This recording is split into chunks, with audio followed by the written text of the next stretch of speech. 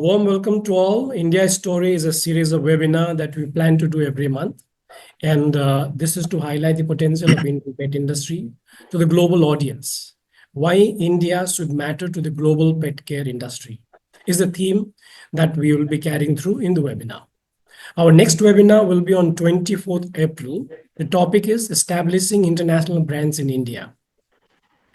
India has been maintaining double-digit growth for some time, and it is estimated to grow in the same pace in coming years. We are slowly but surely becoming a sought-after market for the pet products, not just as an importing nation, but also as a quality pet product manufacturer.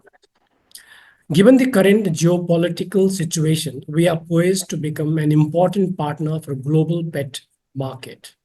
India and European Union has agreed to finalize free trade agreement by the end of 2025 when the President of European Union and the Honorable Prime Minister of India met in New Delhi earlier this year. The FTA between European Union and India means doing business between the European Union and India will be much easier. Thank you, Dr. Shashank, for taking out this time. And briefly, I'll introduce Dr. Shashank. Dr. Shashank is the first veterinarian to hold the post of Chief Executive Officer of one of the fastest and the biggest company in pet food, which is called Drools Pet Food Private Limited. Their first overseas office is in Dubai. He is an alumni of Sher-e-Punjab University of Agriculture Science and Technology, Jammu. He is equipped with business administration and general management degree from the esteemed Indian Institute of Ahmedabad. Dr. Shashank shapes corporate strategy with an iron will and a clear vision. His decisive leadership and audacious goal-setting command respect, positioning him as a trailblazer in the pet fraternity. Thank you, Doctor, for your time. And thank you for your so many kind words. Right. Thanks a lot, and very, very happy to be here and to kick off this series of webinars from IIPTF. So I'm very happy to be the first one on be here. I will love to share whatever I know and whatever we have done here. But hats off to IIPTF for carrying the Indian pet industry flag, not only in India but also globally, to bring the trade together, bring the companies together, and share knowledge. So that's one of the major important tasks, I think, which you guys are doing. So congratulations for that. Yeah. Thank you, Doctor. So I think let's start with the talking about the Indian pet food market and some of the triggers, which spurred the growth in the market. And also I would like to tag along with that is which are the reasons in India where the, pet populations and the growth of pet products is happening, say North, South, East, West, or the Central India. Over to you. Okay. See, India still is a very nascent stage of, I say it's still not a teenager in the pet care space, the way this industry is evolved in US and Europe, right? So I say we are just a 2-decade-old industry right now, just trying to be getting adult now. And the growth factor, which I personally feel is 3 factors which drive any pet care industry globally, and it has happened in past in many of the countries, be it any of the countries like Brazil, Mexico also, if you see, which were likes of India. So if you see, one is that how many houses have pets, right? And the second will be how many pets are on packaged pet food diet, what we normally call as a calorie conversion. Third factor, which I feel in India and will be very, very important for India, will be in the entire lifespan of a pet, how many years a pet is consuming the packaged pet food. So if you see the kind of spurt of growth, what has happened now post-COVID has just because of the first lever getting pulled up. The number of pets in the houses have increased. We all know before COVID, hardly in a society of 1,000-1,200 houses, more less than 100 pets used to be there. But now if you go to the same society, we'll have nothing less than 300 to 400 pets in those houses. But the other 2 levers, like the calorie conversion and the duration of life in which the pets will consume pet food, is still not played their part. So going forward, the golden, I think the golden egg for the India is the 2 other levers who are going to play a part role now, especially any country like the kind of, for India, we keep listening the story of disposable income, late marriages, no kids, and all those things will be playing for India as well as it played for China as well. But the other things which is going to work for India will be the kind of data availability now and the content being shared. So the other two factors, the calorie conversion or keeping your pets for a longer time on the packaged pet food, will be a different ball game compared to China or any other evolved countries where the content or the digitalization has helped, and which the government is also pushing a lot to make the data cheap and available to every resource. So we see a lot of content on YouTube, Instagram, and all, which will be helping more and more pet parents to get awareness about the category, awareness about the pet, because most of us as pet parents are the first generation ones. We do not have an history that what was happening in the earlier, if my grandfather was having a pet, right? So that those knowledge sharing platform, the content getting built up will help to change the whole scenario by pulling these two other levers to grow the category. If I say the geographical experience, if you see, just go to 7 or 8 years back, South India, the five states of South, Kerala, Tamil Nadu, Karnataka, Andhra, and Telangana, used to contribute 50% of the sales of the pet food in the country. But now the things have changed. The South and the North have become very, very equivalent to each other in the size of business. If you see, East is also picking very fast. The growth is highest in this. Other demographics, if you see the pets, what used to be dogs largely now is changing towards cats as well. So the phenomenal fast growth is coming in North India because of cat adoption also going very high. But obviously, South contributes a lot, and North has picked up very well. West was always very, Maharashtra, especially one a very big state for the country, having multiple urban cities like Mumbai, Pune, Thane, Nagpur, Nasik. So all these markets have contributed to the growth of West market as well. Great.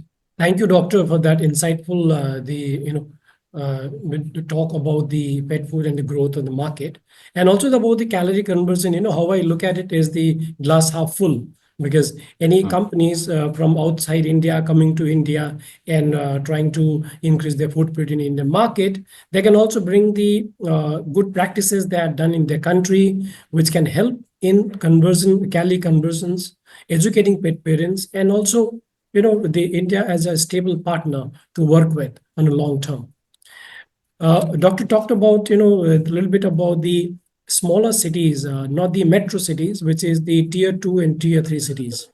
So Right. for the benefit of the international audience, I would like to say that tier 2 and tier 3 cities are the smaller business hubs, which are tertiary or the secondary capital of the capital, which has got the fairly good infrastructure, good pool of manpower, and also it's got the relatively low cost of living and low cost for the anybody to establish a business. So moving on to the next question here, the what we are looking at is the anybody who is manufacturers of pet products, pet food sitting in Europe and US, what should be their criteria in choosing the partners in India, and what should be their go-to market strategy? See, obviously, if you go a decade back, we were very clearly and confidently used to say that 50% of the pet parents used to be in 4 or 5 metros. But if you say today, fast forward 2025, that's not the case. The top 10 or 12 cities will contribute now 50% of the pets. But the smaller towns, like if you say in east, like Patna, Bhubaneswar, south, if you come Coimbatore, Sangli, Satara, Dehradun, these markets and pet parents are not very, very geographical restricted in terms of spends. So as a business, if you just limit yourself to 10, 12 cities, that will be an injustice to the entire category and the growth of the company in coming years. These markets, people are, and as I said, the content is available, people and the products are available with the rise of e-commerce and quick commerce.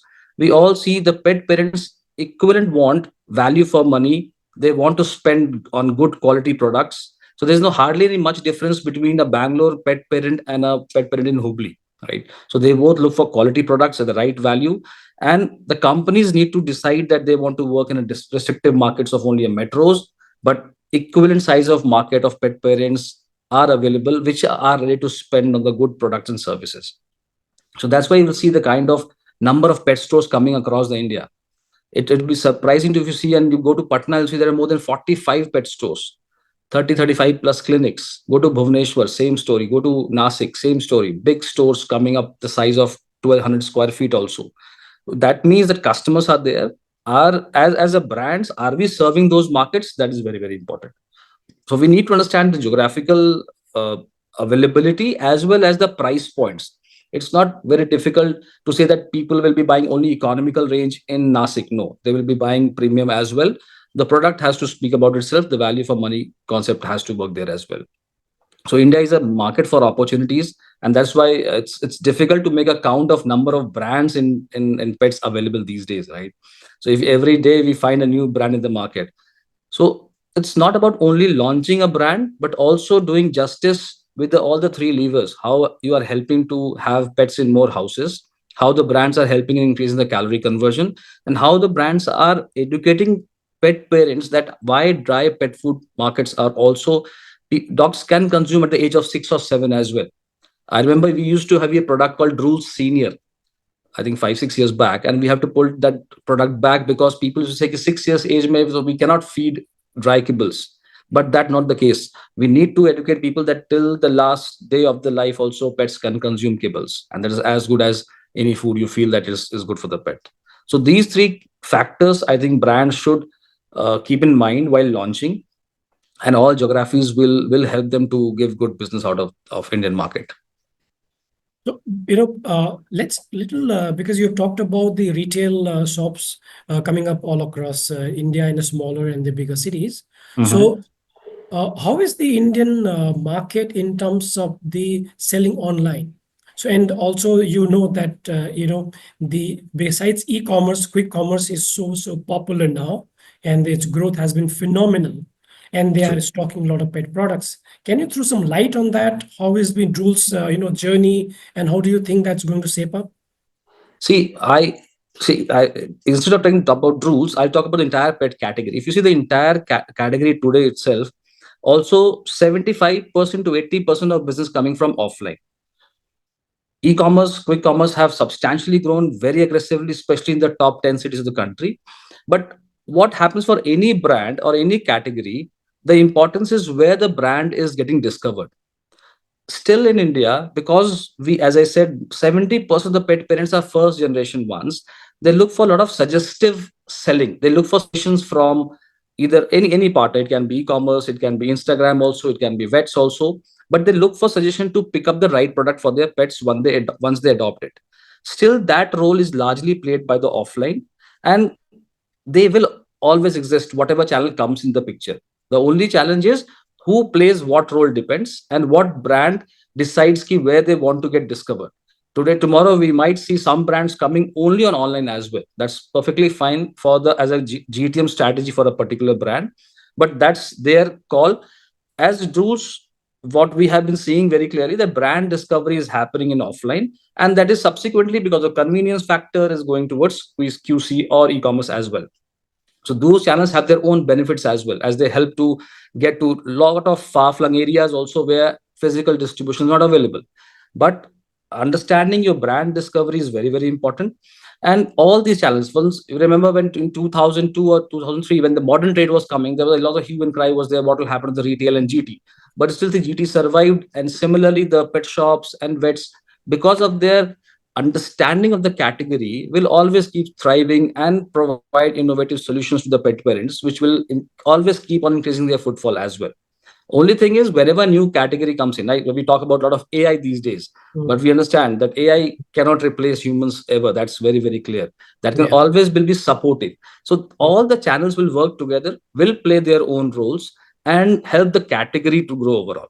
Right. So imagine a decade back, there used to be only one or two brands in the country. Now we have more than 30 pet food brands in the country, and the category itself is still double digit growing, as you said, right? So it's all coming together will help to grow the pie instead of eating the pie from each other. absolutely. I think on the retail front is also, they play an excellent role in terms of being a hyper local and catering to the people very, near to their the location, and also being very loyal to the pet Most shops. important, very customized. See, Yeah, as a consumer, we all want to be customized, personalized, and localized. yeah. See, a retail offline has a strength of becoming as customized as possible, whereas whereas the online channel will have a strength to distribute to as many as places as possible, right? Playing around their strength will help the category to grow further, right? Yeah.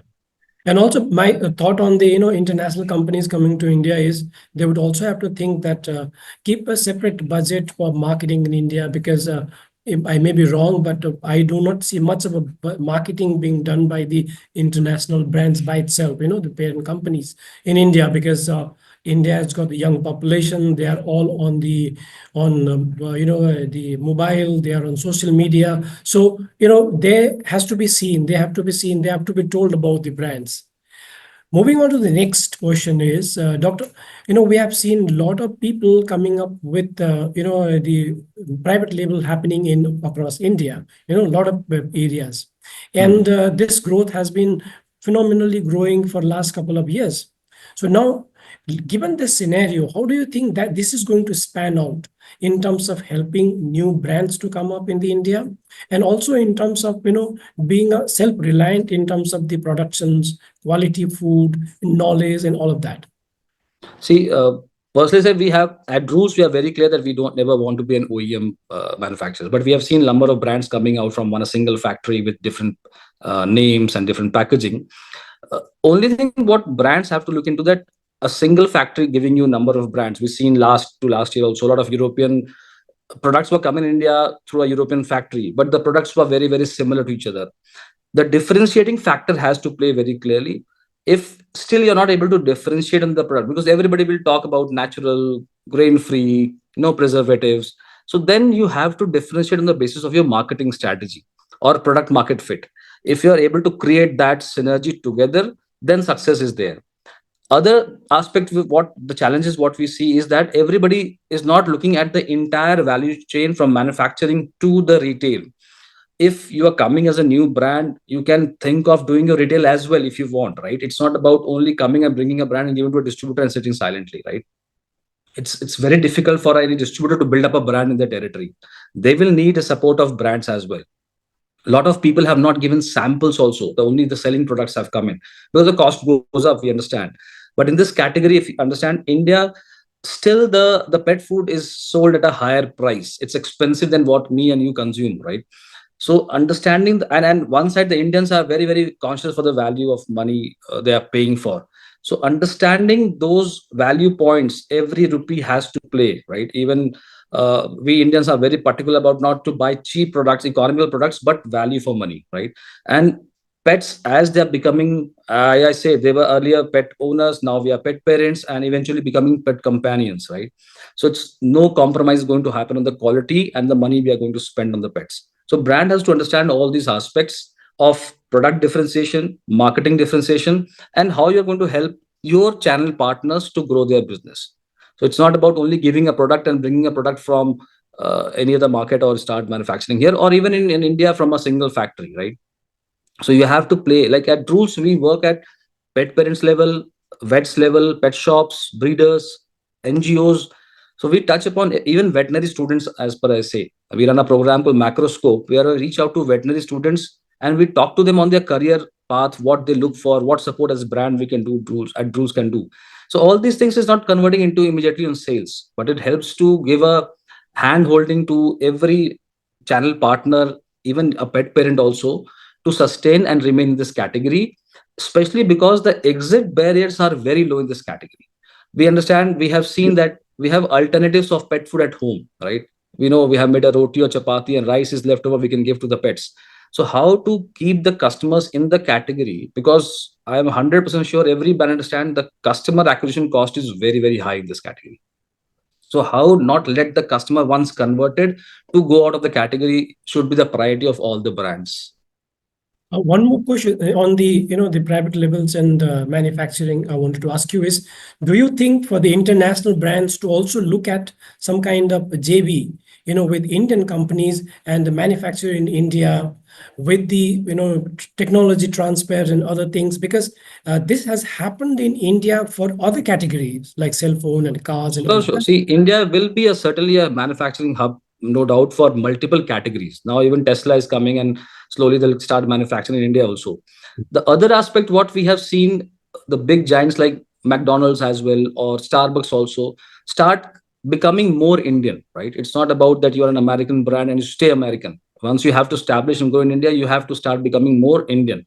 So we see a lot of, and we keep listening that now McD's is selling a aloo patty also, right?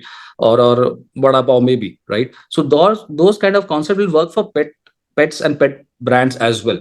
So it's very, very good to come and have a JV with the Indian partner who has the understanding of local, because we know, say, India North works very different, South is very different, East is entirely different, and West is entirely different. So within India, we have so much high diversity and variations. Things change. Like for example, Mumbai is a very strong cat market, but you just go to Pune and Kolhapur, which is 200 kilometers, it's hard, it's a strong dog market again.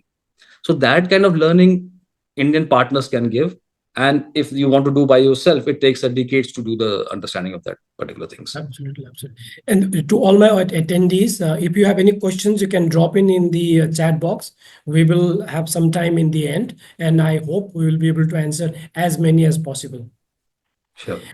So now, Doctor, looking at the Drools and Drools, the positioning and this growth in over the period of time, how has this been possible for Drools? Because you have been kind of trailblazer in India, and the company. I'd say it's all the support of everybody, including you, and all this growth of Drools is credited to the support we give to the channel partners, the vets, the pet shops, the breeders, the colleges. We do work with everybody, right? Today also I was talking to one of the doctors and from Bombay, and I only say that Drools has big ears like elephants. We listen a lot and implement a lot. So huge one, obviously the feedback what we keep giving and try to improving, and other which I will feel and I will be proud, and others can be jealous, is because the team what Drools has. It's the hand picked people what we have, the kind of dedication, the way we work, and everybody gives their heart and soul. I think there's no match for any company in the country today. So that's something, these two factors I feel, the channel, the support and the guidance from the channel partners, every vet in the country, and I'm myself a veterinarian, so have a personal rapport with many of them, and the way they guide us is like that this company is theirs, and the team what we have. So this phenomenally has helped us to grow very, very importantly. So but I can say the team is something other companies should jealous about what Drools has today. And also, as a CEO, and this is the Drools now is a big company. It's got the number of employees that you lead, and in India, everybody knows that we come from different geography, different culture, different language, and everything. So how is it feel like to lead, and also how difficult or how challenging to lead the team of such a gigantic manpower spread across India and also now in Dubai? See, I think for me, I'm connected to most of them, right? I try to responsive as much as possible, and you can just ask. You interacted with many of my employees and colleagues with me, right? And you say that I will be the most ideal person in the entire company, so they can reach out to any time, and I'll be 100% available. So that something is very important, and you have to be connected with your employees as much as possible. Keep listening to them.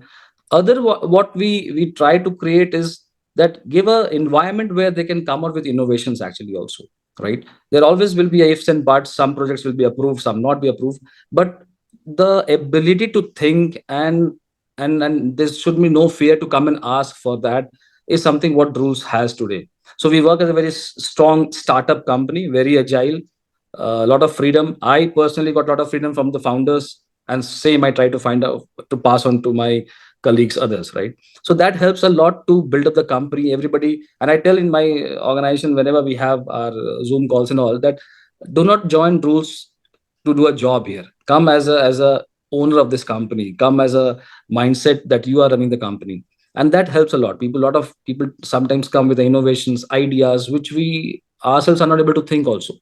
So that environment, I think, is helping Drools to grow faster actually. Sure. Yeah. Thank you everyone for joining, and thank you, Doctor, for your time.